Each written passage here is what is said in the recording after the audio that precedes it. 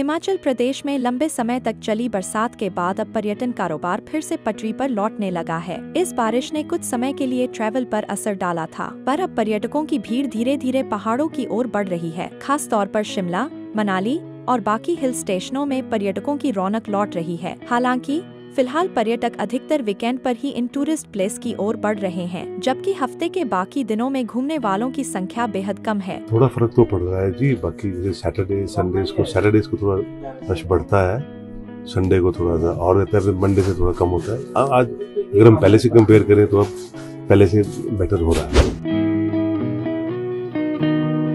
पर्यटन कारोबारियों का मानना है कि नवरात्रि के दौरान पर्यटकों की संख्या में और बढ़ोतरी हो सकती है। कई परिवार इस दौरान यात्रा करने की योजना बना रहे हैं, जिससे शिमला के होटलों में ऑक्यूपेंसी भी बढ़ने लगी है। होटल व्यवसायी प्रिंस कुकरेजा ने लोकल 18 के साथ बातचीत में बताया कि शिमला में पर्यटकों की संख्या में लगातार बढ़ोतरी हो रही है। शनिवार के दिन पर्यटकों की संख्या में अचानक बढ़ोतरी होती है, जबकि सोमवार तक ये संख्या घटने लगती है। प्रिंस कुकरेजा ने ये भी कहा कि पिछले 4 से 5 साल में मानसून के दौरान पर्यटकों की संख्या में गिरावट आई है। भूस्खलन की लगातार घटनाओं की वजह से पर्यटक पहाड़ों में घूमने नहीं आते। पहले बड़ी संख्या में लोग मानसून में भी शिमला आते थे, लेकिन अब सेफ्टी की वजह से टूरिज्म कम हो गया है। पिछले सालों में जब अगर हम आज से 5-7 साल पहले की बात करें तो मानसून सीजन में तो बहुत लोग आते थे फॉग देखने, ग्रीनरी देखने। अब वो लास्ट ईयर से थोड़ा सा वो न्यूज में या थोड़ा सा रोड्स का हुआ था, तो उस कारण थोड़ा मानसून में कम था, पर नहीं अब लोग आ रहे हैं।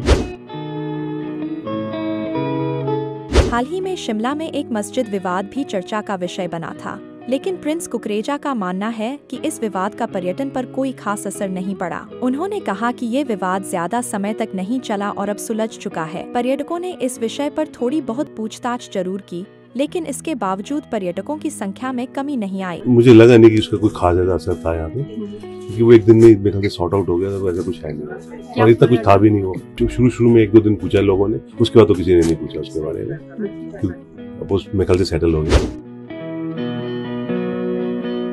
हिमाचल प्रदेश की प्राकृतिक सुंदरता, ठंडा क्लाइमेट और सुंदर पहाड़ों की वजह से ये हमेशा से पर्यटकों की पसंद रहा है। जब से बरसात का मौसम खत्म हुआ है, तब से स्थानीय लोगों और कारोबारियों ने राहत की सांस ली है। न केवल पर्यटकों की संख्या बढ़ रही है, बल्कि होटल व्यवसाय भी धीरे धीरे सामान्य स्थिति की ओर लौट रहा है। स्थानीय व्यवसायियों को उम्मीद है कि नवरात्रि के दौरान हिमाचल प्रदेश में पर्यटकों की संख्या में और ज्यादा वृद्धि होगी। इससे न केवल टूरिस्ट सेक्टर में तेजी आएगी, बल्कि स्थानीय अर्थव्यवस्था भी मजबूत होगी। पर्यटक जब अपने परिवार और दोस्तों के साथ इस खूबसूरत पहाड़ी राज्य में ट्रैवल का प्लान बनाते हैं, तो इससे होटल, रेस्टोरेंट और अन्य स्थानीय व्यवसायों को भी फायदा मिलता है। तो ऐसे में ये कहना गलत नहीं होगा कि हिमाचल प्रदेश में हाल के दिनों में पर्यटन उद्योग फिर से पटरी पर लौट रहा है। पर्यटकों की बढ़ती संख्या और नवरात्रि के अनुमान के साथ स्थानीय व्यवसायों की उम्मीदें बड़ी हैं। अगर ये ट्रेंड बना रहा तो आने वाले महीनों में हिमाचल प्रदेश का पर्यटन कारोबार पूरी तरह से पटरी पर लौट सकता है। ये स्थिति न केवल पर्यटकों के लिए बल्कि स्थानीय व्यवसायियों के लिए भी एक अच्छी खबर है।